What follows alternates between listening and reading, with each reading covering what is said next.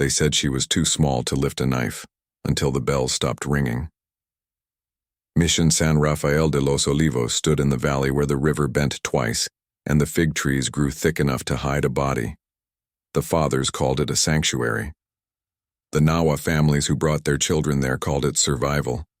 Leah, born with a spine that curved like a question mark and shoulders that never met level ground, called it nothing. She had no language for what the mission had made of her. She arrived at 7, carried by her mother who wept and left before dawn. The fathers took her not for God but for convenience. A crooked child could not marry, could not work the fields, could not threaten anyone with beauty or strength. So they dressed her in a muslin shift too large for her frame, taught her to sweep the chapel and scrub the refectory floor on her knees, and when visitors came, wealthy Spaniards touring the mission's charitable works, they would call her forward and make her bow. They called it humility. She learned to call it performance. By 15, Leah had become the mission's proof of mercy. Father Julian would place his hand on her crooked back during Sunday Mass and speak of God's mysterious choices. The women who lived in the mission quarters, widows, orphans, indigenous girls learning European ways, would sometimes meet her eyes and look away quickly, as if her presence reminded them how precarious their own positions were. The breaking came on a Thursday in October, when the mission received a donation of silver candlesticks from a merchant family in the capital. Father Julian decided to celebrate with a feast. He ordered Leah to serve the wine. As she poured, her twisted spine made her lean too far, and a drop fell on the merchant's sleeve. The merchant laughed. Father Julian did not. He made her kneel in the center of the refectory and apologized to every guest one by one while they ate. Then he made her clean their plates with her hands, no cloth, while they watched. When she finished, he rang the chapel bell and announced that this was how God refined humility in the broken. That night, Leah did not sleep. She sat in the corner of the women's quarters and pressed her palm against the stone wall until her skin burned. The mission had taught her to read. Father Julian liked to parade her literacy as evidence of salvation's reach. And in that corner, touching the cold wall, she began to think in complete sentences for the first time. Not prayers, plans. The bells rang 6 times a day: dawn, mid-morning, noon, vespers, compline, and midnight. They ordered time. They called bodies to work and souls to obedience. Leah had cleaned those bells every month for 8 years, climbing the rickety ladder to the tower, wiping the bronze with vinegar and ash. She knew how the ropes hung, she knew which beam creaked. She knew the bells could be made silent. Chapter 1.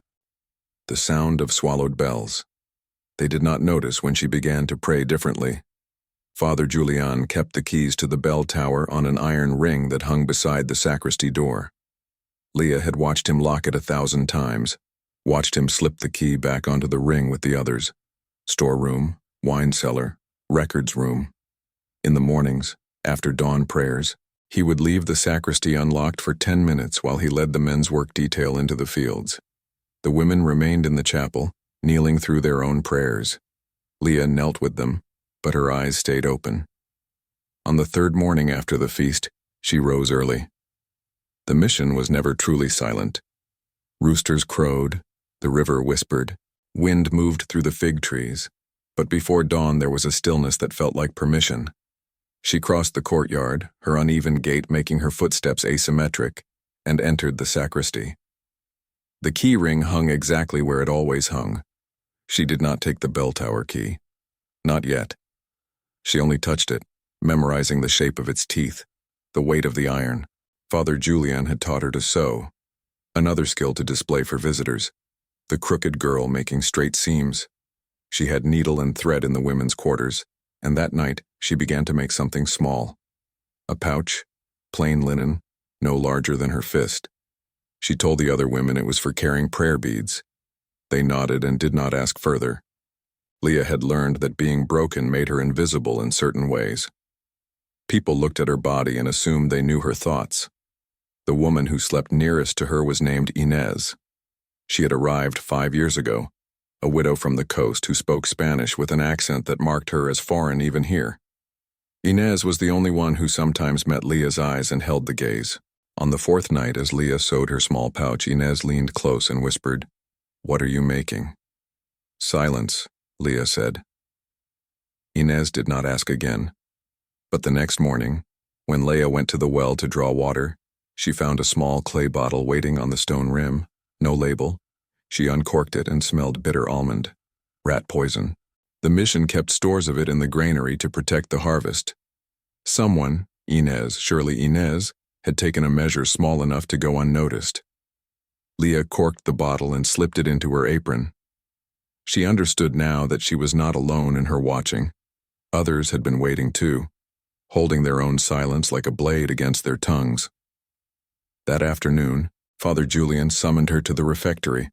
A visiting priest from the diocese had arrived, and Father Julian wanted Leah to demonstrate her reading skills. She stood before the two men and read from a psalm about righteousness and the wicked. The visiting priest nodded approvingly. Father Julian beamed. When she finished, he patted her crooked shoulder and said, "You see, Father Thomas, even the lowest can be lifted toward God." Leah kept her eyes on the psalm text. The words blurred. She thought of the keyring. She thought of the bells that ordered every hour of her life. She thought of Inez and the bitter almond smell. "Thank you, Father," she said, her voice steady and small. That night the bells rang for Compline as always. Leah knelt with the others in the chapel and listened to the bronze voice echo across the valley. She counted the vibrations. She imagined them stopping. And for the first time since arriving at Mission San Rafael de los Olivos, she smiled. Chapter 2. The Tongue of Iron. The mission ran on routine. Routine was mercy, Father Julian said, because it gave shape to shapeless lives. Leah had memorized every routine. She knew that Father Julian took confession in the sacristy after morning prayers. She knew the wine cellar door swelled in damp weather and required a hard pull to close. She knew the visiting merchants arrived on Tuesdays and Thursdays, and on those days, Father Julian polished his boots and wore his best cassock. She also knew that Father Bernardo, the younger priest, drank too much sacramental wine and fell asleep in the records room on Friday afternoons. The records room was where the mission kept its ledgers: births, deaths, donations, punishments. Leah had cleaned it before, always under Father Julian's supervision. But Father Bernardo did not supervise closely. Father Bernardo mostly tried to hide his red eyes and his trembling hands. On the second Friday after the feast, Leah brought a bucket and rag to the records room. Father Bernardo waved her in without looking up from his desk. She scrubbed the floor slowly, methodically, watching him from the corner of her vision. By mid-afternoon, his head drooped. By vespers, he was asleep, his breathing thick and wet. Leah stood. Her spine ached from bending, but she moved to the desk and opened the top drawer. Inside, quills, ink, sealing wax, and a second keyring, smaller than Father Julian's. These were the secondary keys, the ones used when Father Julian traveled to the capital. She lifted the ring carefully. It made no sound. She slipped it into the pocket of her apron and returned to scrubbing. Father Bernardo woke at the sound of the vespers bell. He blinked at her, confused, then waved her away. Leah left with her bucket, the keyring pressing cold against her hip. That night, Inez brought her bread wrapped in cloth. She set it beside Leah's pallet and said nothing, but her eyes asked the question. Leah unwrapped the bread and broke it in half. She gave one piece back to Inez. They ate in silence, and the silence was a pact. The next morning, Leah woke before dawn and crossed the courtyard to the bell tower. The door was locked, but the secondary key fit. She climbed the ladder, her crooked back making each rung a negotiation with balance. At the top, she found the bells hanging in their wooden cradle, the ropes coiled and waiting. She did not touch them yet. She only studied the mechanism, how the ropes connected to the iron clappers, how the clappers struck the bronze. She thought of what Inez had given her. Bitter almond. A poison that worked slowly, thinning the blood, weakening the heart. But bells had no hearts. Leah descended the ladder and locked the door behind her. She returned the key to Father Bernardo's desk the following Friday, while he slept his wine-soaked sleep. He never noticed. What she had learned, The bells could not be poisoned, but they could be muted. The ropes could be loosened. The clappers could be tied. And if the bells did not ring, the mission would lose its voice. On Sunday, Father Julian preached about obedience. He used Leah as his example again, calling her forward, making her kneel while he spoke of how God's grace could reach even the most crooked soul. The congregation nodded. Leah kept her eyes on the floor. She thought of the ladder. She thought of the ropes. She thought of how a place could be made to forget its own voice. After Mass, a merchant's wife approached her and pressed a coin into her palm. "For your devotion, child," the woman said. Leah closed her fist around the coin. "Thank you," she said. But what she thought was this: "You will not hear the bells much longer." Chapter 3. The Feast of Smoke. If you're still watching, tell us in the comments where in the world you're watching from, and how this story found you. Father Julian announced a second feast, another merchant family, another donation, this time a painting of St. Francis for the chapel. The celebration would be held on Saturday night after Vespers. There would be roasted lamb, wine from the cellar, candles burning in every window. Leah was told to help prepare. She scrubbed the refectory tables until the wood gleamed. She polished the silver candlesticks that had caused her humiliation. She carried water from the well and wood from the pile behind the granary. Every task was familiar. Every task hid intention. Inez worked beside her in the kitchen, preparing bread dough. At one point, their hands brushed near the flour sack. Inez leaned close and whispered, "Tonight?" "Not yet," Leah said. "They need to feel safe first." The feast began at dusk. Father Julian seated himself at the head of the long table, the merchant family to his right, Father Bernardo to his left. The other mission residents, the women, the workers, the children, served the meal. Leah poured wine. This time her hands did not tremble. This time she did not spill. The merchant praised the lamb. His wife admired the candlelight. Father Julian spoke of the mission's divine purpose, how it brought civilization to the wilderness, order to chaos. He gestured to Leah as she refilled his cup. "Even this one," he said, smiling, "has learned grace." Leah kept her face neutral. Inside, she was counting the candles burning low, counting the wine bottles emptied, counting the moments until the men grew drowsy and careless. After the meal, Father Julian led the merchants to the chapel to view the new painting. The others dispersed, some to evening chores, some to the dormitories, some to the courtyard to smoke and gossip. Leah returned to the kitchen where Inez was washing dishes in a wooden tub. "Now?" Inez asked, her voice barely audible over the splash of water. Leah looked out the kitchen window. The chapel glowed with candlelight. The bell tower stood dark against the sky. The mission breathed its usual rhythms: work and prayer, obedience and order. "Soon," Leah said. That night, after Compline, she waited in her pallet until the women's quarters fell silent. Then she rose, her bare feet soundless on the stone floor, and crossed the courtyard. The moon was a thin crescent. The air smelled of wood smoke and roasted meat. She unlocked the bell tower door with the key she had memorized, the key she had borrowed, and returned so many times that Father Bernardo's ring never seemed diminished. She climbed the ladder, her crooked spine aching with each rung, and reached the bells. The ropes hung heavy in her hands. She loosened the knots that held the clappers tight to the bronze. She did not cut the ropes. That would be noticed too quickly. She only loosened them enough that the clappers would swing but not strike, would move through air but make no sound. It took an hour. Her fingers cramped. Her back screamed. But when she finished, the bells were mute. She descended and locked the door. She returned to the women's quarters.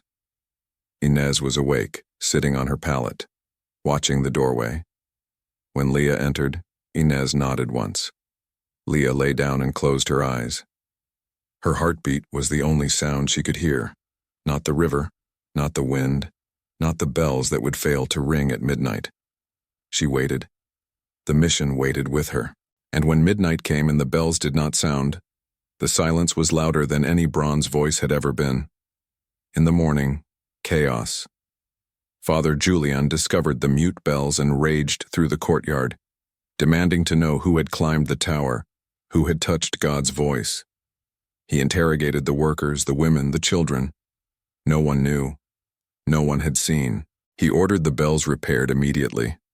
But the ladder to the tower was old, the rungs cracked, and when Father Bernardo climbed to inspect the damage, the wood split beneath his weight. He fell 12 feet and landed badly. His leg broke with a sound like a branch snapping. Father Julian was forced to ride to the nearest mission for help, leaving the compound under Father Tomas's supervision. Father Tomas, the visiting priest who had only been at San Rafael de los Olivos for 3 days and did not know its routines, its keys, its hidden hierarchies. Leah watched from the chapel doorway as Father Julian rode away.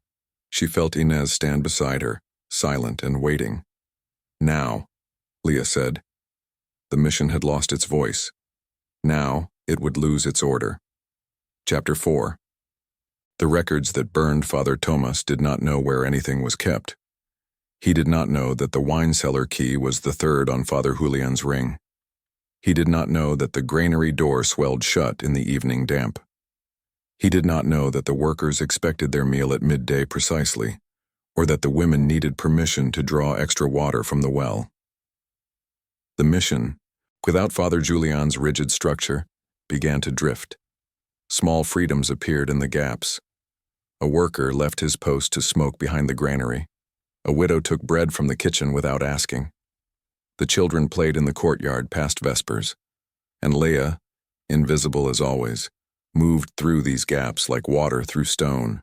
She had learned something during her years of reading Father Julian's books. Missions kept records of everything.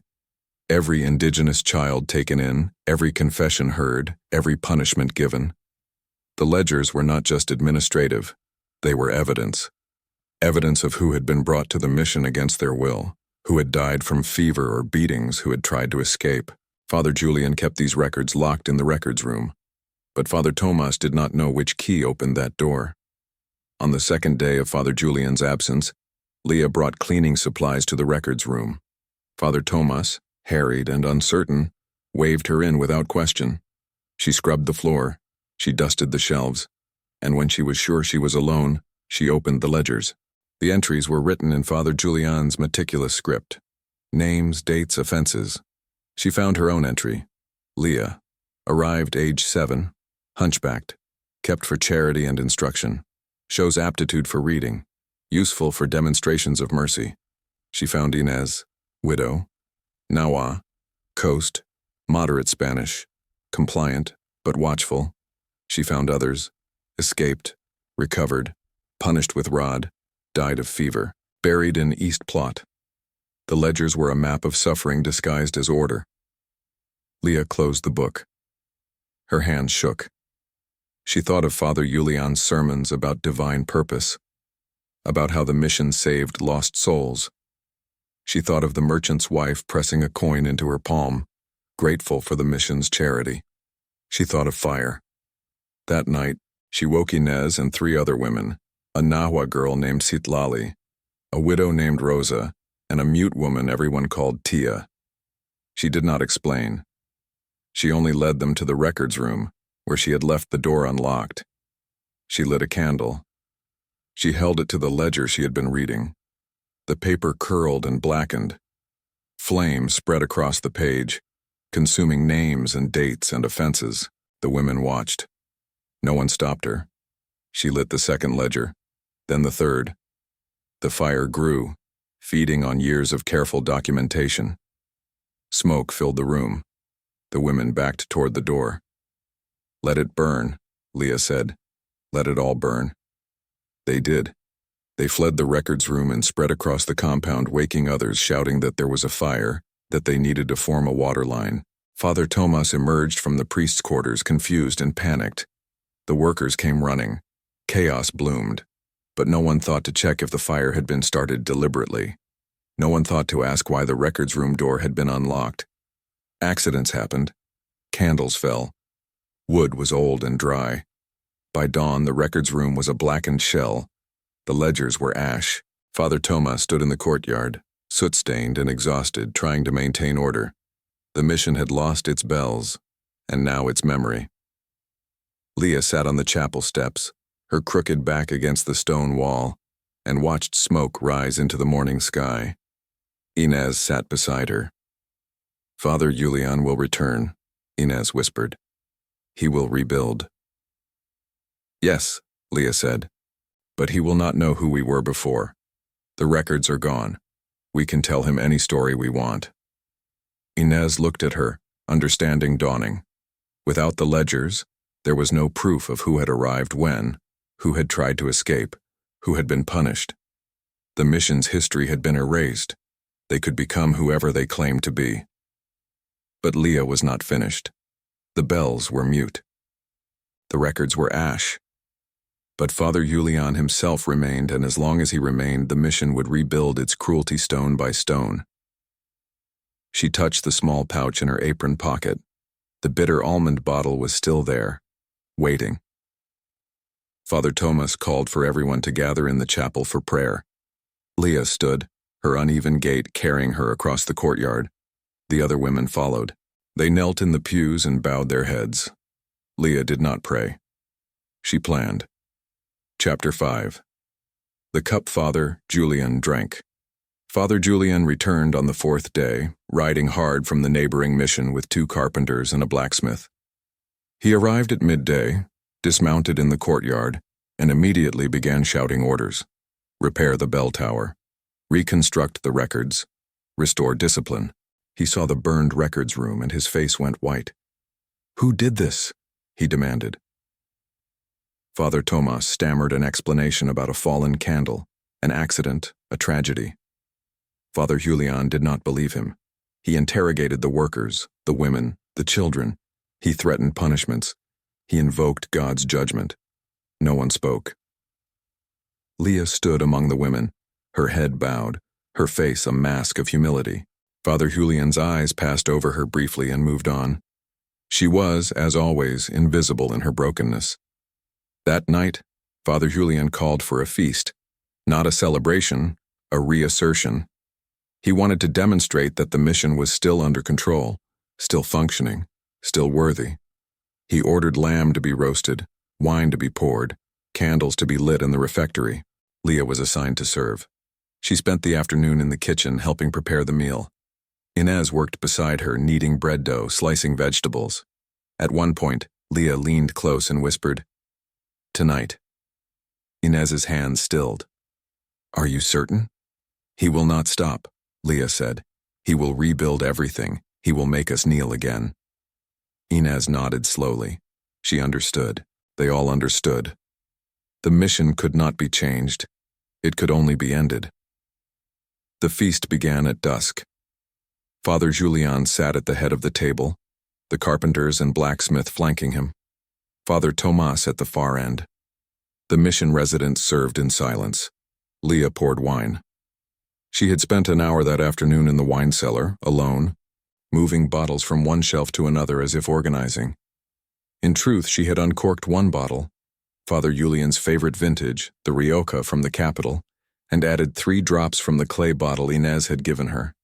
Bitter almond. Rat poison. 3 drops would not kill immediately. It would work slowly, like a wasting disease, like fever. She recorked the bottle and placed it where Father Julian always reached first. Now at the feast, she carried that bottle to the table. She poured for the carpenters. She poured for the blacksmith. She poured for Father Tomas.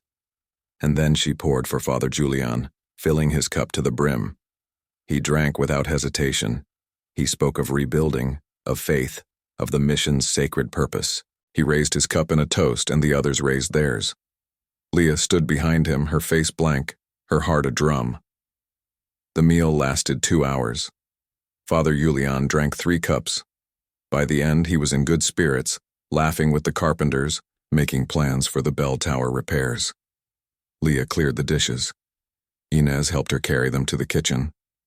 Neither spoke. The silence was heavy with what they had done. That night, Father Julian went to bed. The next morning, he woke with stomach pains. He attributed it to rich food, too much wine. By noon, the pain had worsened. By vespers, he was vomiting. By Compline he could not stand. Father Tomas sent for a physician from the capital, but the capital was 2 days' ride away, and Father Julian's condition deteriorated quickly. The poison worked as poison does, slowly, then all at once. On the 6th day, Father Julian died. His body was found in his quarters, curled on the floor, his lips blue, his eyes open and staring. Father Tomas declared it a fever. The carpenters and blacksmith left immediately, unwilling to stay at a mission touched by illness. The workers whispered about God's judgment. The women said nothing. Leah stood in the chapel during Father Julian's funeral mass. Father Tomas led the prayers, his voice shaking. The mission bells, newly repaired, rang out across the valley. But Leah did not hear them. She heard only the silence that had come before. The silence she had created when she climbed the tower and muted the bells. That silence was hers. It would always be hers. After the mass, Inez found her in the courtyard. "What happens now?" Inez asked. Leah looked at the bell tower, then at the burned records room, then at the chapel where Father Julian's body lay in a simple coffin. "Now," she said, "we tell the story we want." Chapter 6. The Mission That Forgot to Ring. If this story kept you holding your breath, hit like. It helps us bring more forgotten histories back to life. Father Tomas stayed for 3 more weeks. He tried to restore order, but without Father Julian's iron certainty and without the records to guide him, the mission began to unravel. Workers left to find employment elsewhere. Families who had brought their children to the mission came to take them home. The merchant families stopped sending donations. Father Tomas wrote letters to the diocese requesting guidance, requesting a replacement priest. But the diocese was slow to respond, and in the meantime, the mission emptied. Leah and the women who had stayed, Inez, Kitlali, Rosa, Tia, and a dozen others, took over the daily operations. They cooked, they cleaned, they tended the gardens, but they did not pray as often. They did not kneel as much. They spoke in their own languages when Father Tomas was not near. One morning, Leah climbed the bell tower. The bells had been repaired, the ropes secured, the clappers restored. She stood among them and remembered the night she had muted their voices. She thought of Father Julian making her kneel, making her apologize, making her a spectacle of humility. She thought of the poison. She thought of the records burning. She thought of the silence. She did not ring the bells. She descended the tower and locked the door behind her. And from that day forward, the bells at Mission San Rafael de los Olivos rang only when the women chose, not when routine demanded. By the end of the month, Father Tomas left. He could not manage a mission that would not be managed. He took his belongings, blessed the remaining residents, and rode away. The diocese did not send a replacement. The mission became something else. Not a sanctuary, not a prison, but a place where women who had nowhere else to go could live without kneeling. They worked the land. They sold produce in the nearby village. They took in other women, other lost children. They did not keep records. Leah lived there until she was 32. Her back never straightened, but her hands grew strong from work.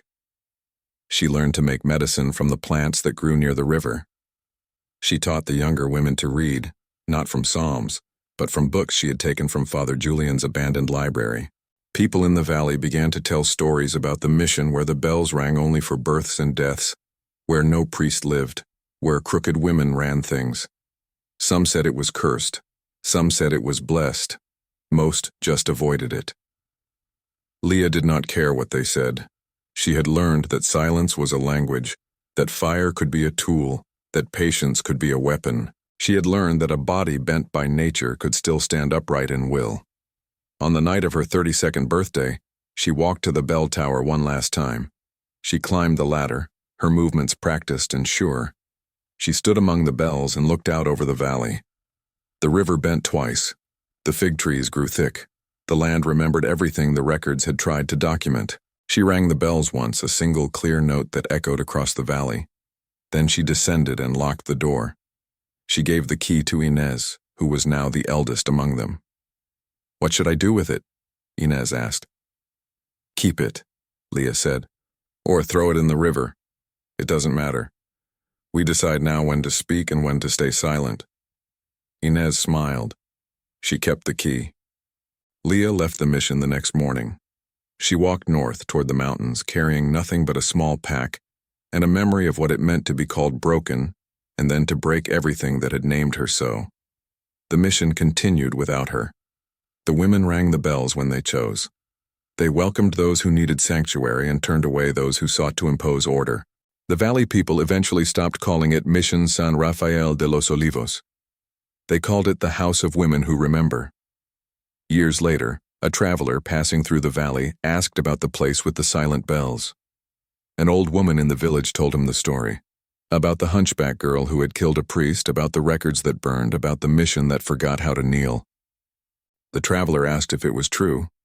The old woman shrugged. True enough, she said. And that was the only history that survived.